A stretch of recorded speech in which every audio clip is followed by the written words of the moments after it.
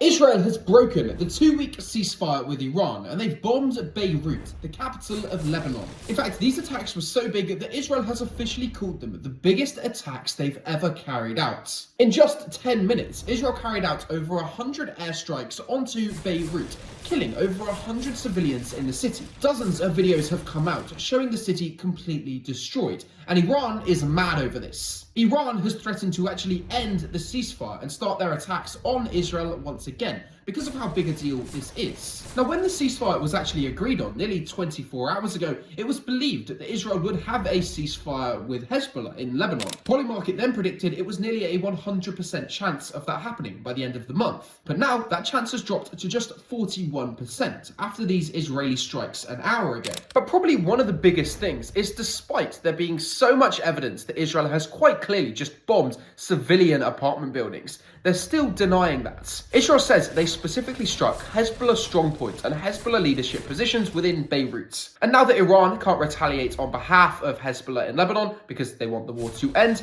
Israel's taking advantage of that. That appears to be what they're saying. But it seems they're doing that just by carrying out attacks onto civilians. And from very early reports, nearly 100 civilians were dead in just less than 10 minutes of airstrikes. And that number is growing because it's happened so short time ago. And so I'm going to keep you up to date on this, because if the war does start again, and Iran has threatened that it will, then I'm going to be the first one to tell you all of the stuff that you will not find anywhere else.